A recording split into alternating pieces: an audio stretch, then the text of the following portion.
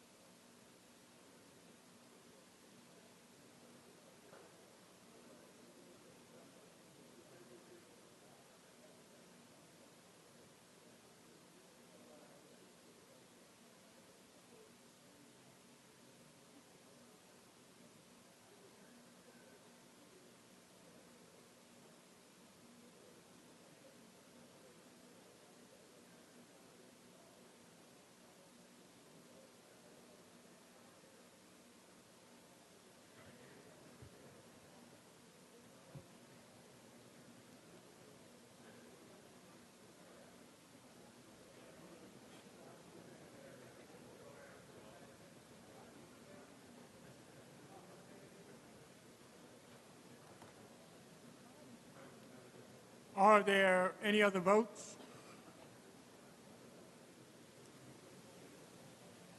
Announce the results. Ayes 118, noes 0. The bill is passed. Assembly Number 8140A, Calendar 334, Mr. Wright, an act to amend the public housing law. Read the last section. This act shall take effect on the 90th day. Clerk will record the vote.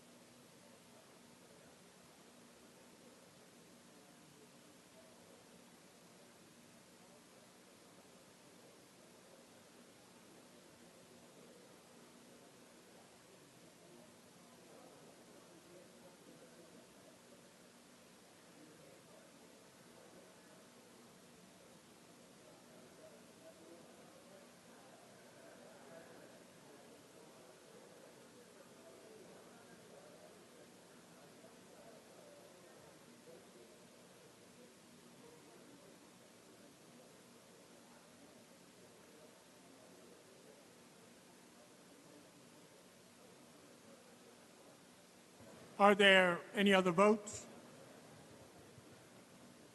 Announce the results. Ayes 126, noes 0. The bill is passed. Assembly Number 8230, Calendar 336, Mr. Wright, an act to amend Chapter 576 of the laws of 1974. Bill is laid aside.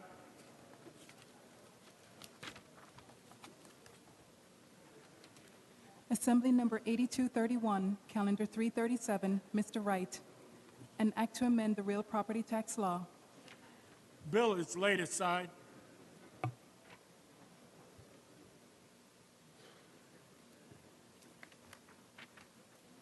Mr. Morelli. Yes, thank you, Mr. Speaker. I'd like to give out the list of the next three bills I'd like to take up in this order. We're going to begin with calendar number 113 on page 15 by Mr. Kim. We will follow that with calendar number 390 on page 43 by Mr. Cusick. And in this set, we will conclude with calendar number 3 on page 5 by Mr. Simanowicz.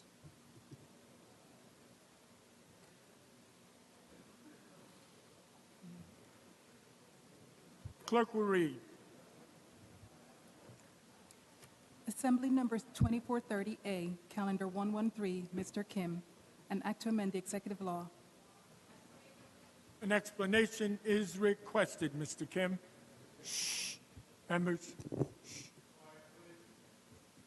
Yes, this law 2430 will require the collection of certain demographic information by certain state agencies, boards, and commissions as it pertains to Asian Americans in the state of New York.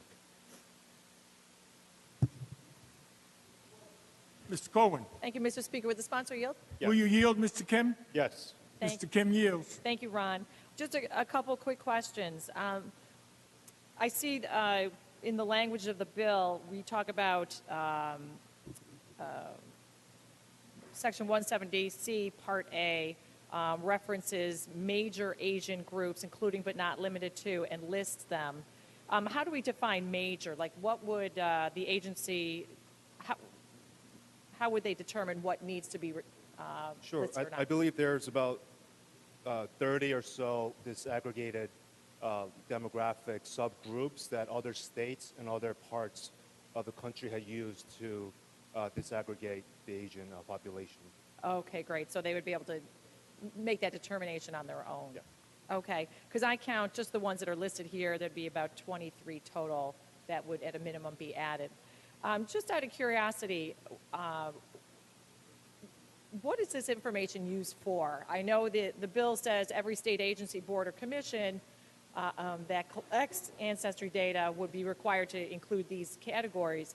But I'm trying to get a handle on who would be collecting this information.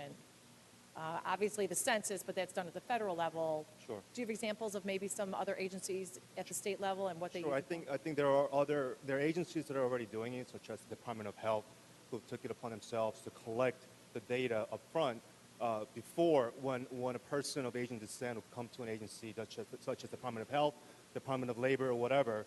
They'll be marked as other or sometimes even white and not classified as an Asian American. Mm-hmm. What this law would do is make sure their data is properly captured, because what we've discovered is that there are unique problems attached to certain Asian communities, and unless we have the proper data to collect that information at the agency level, we don't have an accurate picture of what's going on. Okay, yeah, I guess that's what I'm trying to understand is what information are we missing by not collecting this information? So you said there's specific things that are specific to the Asian community. Do you have an example of something that we've missed because we didn't have this data? Sure. When it comes to services, I think social services all the way to figuring out whether our Asian American communities have needs in education.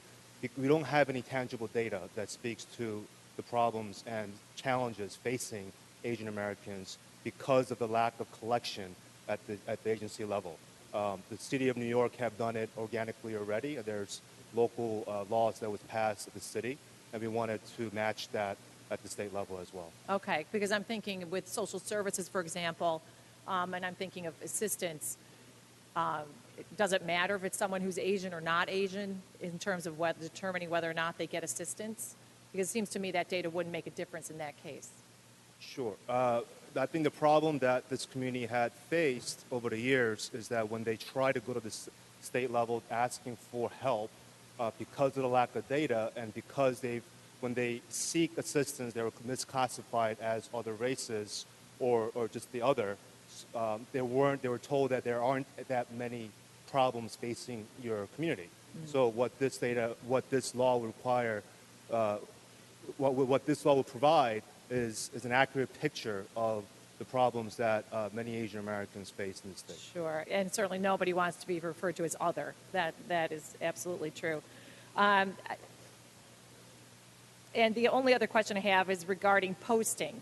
Are state agencies, when they collect demographic data, are they now required to provide the information that they have currently, or is that something new that's getting added by the bill as well? So we're talking about collecting more specific categories, but are we also now requiring that it all gets posted on a website, or have we been doing that?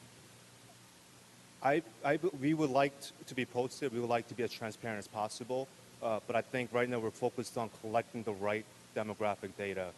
Within the Asian community, there's a wide group of different Asian Americans that face different challenges and problems. And right now, when you aggregate all of them, it gives the impression that every Asian American is succeeding and they're doing well. That's not the case. In the city of New York, 1 out of 4 Asian seniors lives in poverty. 1 out of 6 Asian Americans live in poverty overall. And that kind of data is not properly translated and captured at the state level. Okay, thank you, Mr. Kim. I appreciate your comments. On the bill, Mr. Speaker? On the bill, Ms. Cohen. Thank you. As Mr. Kim pointed out, nobody wants to be considered a part of other, and certainly I could see how some information would get passed over in a category like that. I'd say the only concerns I have regarding this bill are 2 things. Number one, the bill does outline a number of specific categories, which number 23 in the bill, but could even go higher. My only concern is if, depending on the form or the document or the website that you're going on to, if it might be a little cumbersome, that maybe 23 is a little too much detail. Maybe there's some way of trimming it down a little bit. But my other concern is regarding the posting on a website. I believe that there are probably state agencies that do collect the information for the purposes of determining their customer service aspects or some other use of the information. I'm not sure if it's always necessarily important to post it with every state agency. When you're talking census data or birth records or so on, I think certainly it makes sense, but I would imagine that there could be some agencies that it just wouldn't make sense to do that. It's not the end of the world, but just a few concerns I have on the bill. Thank you. Thank you, Ms. Cohen. Ms. Glick. Thank you, Mr. Speaker. I just want to thank the sponsor for bringing this forward because many years ago, the unemployment office, the call center, was in my district, and they had a number of individuals who were fluent in several different languages, and but they also understood the actual law regarding unemployment. So it was a very helpful situation, but it was important for them to know which services they needed to be able to provide. They subsequently eliminated those jobs and sent it to some company that does translation services, which was completely inefficient because they didn't understand unemployment law. They simply translated. And then they had fewer languages available through the translation service based on the state contract. So I think in many areas it's important for us to be certain that all New Yorkers feel that they can be treated equally and fairly and have their needs addressed. And since we are a melting pot and you know, as we've all seen, many places, even other than New York City, have a wide range of languages spoken in their area. And I think it would be helpful to the state to have a clearer grasp on that. And certainly the Asian community is is vast in terms of its multitudinous countries from which they hail, separate languages, separate customs, and so I think that this is a very, very well-intended and important measure for New York State. Thank you.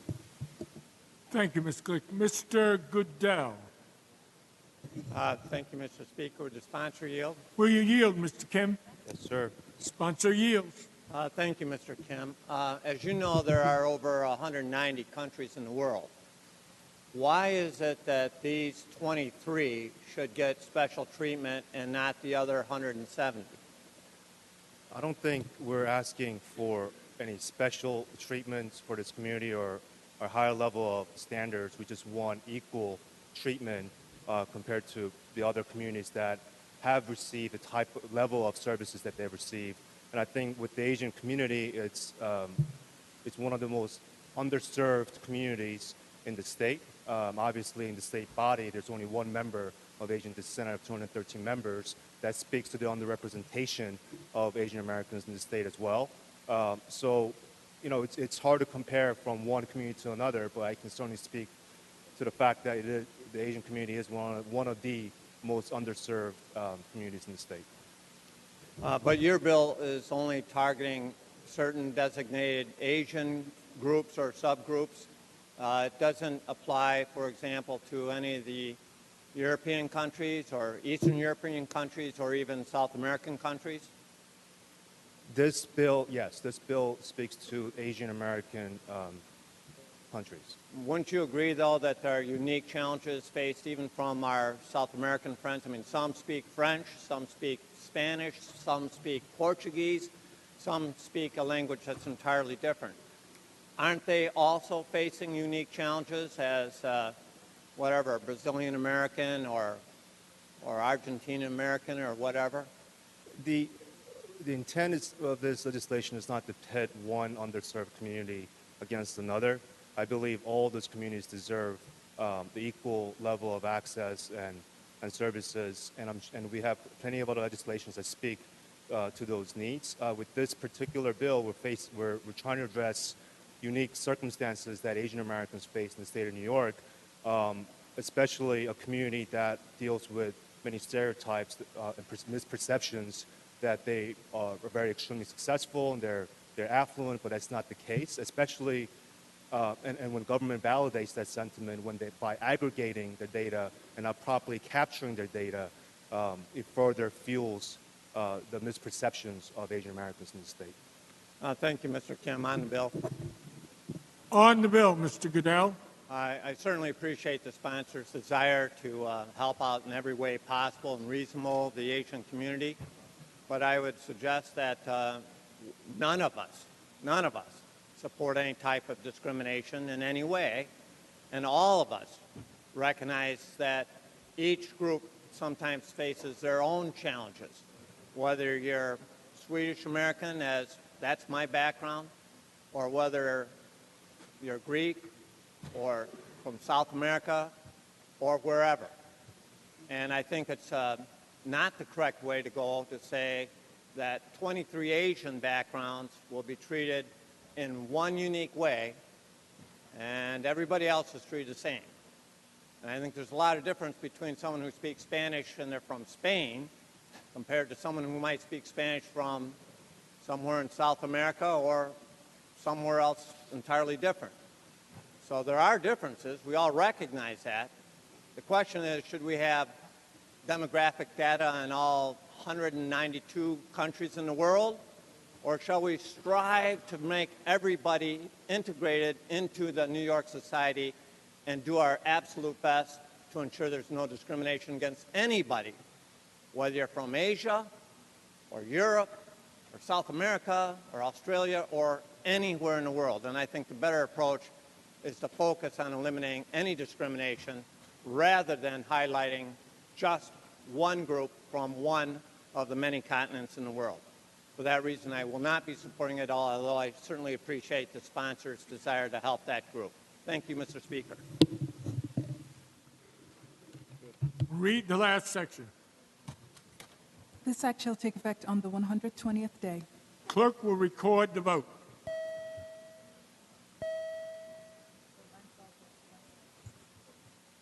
Mr. Lental to explain his vote. Thank you very much, Mr. Speaker. I wanted to congratulate Mr. Kim for actually trying to persuade us in a way we need to be persuaded that there are ethnic groups that are left out. And by doing this and standing up for the Asian community, he's proving to us what we already know, that there are these communities that need help, and that if nobody stands up for them, they're not going to get them.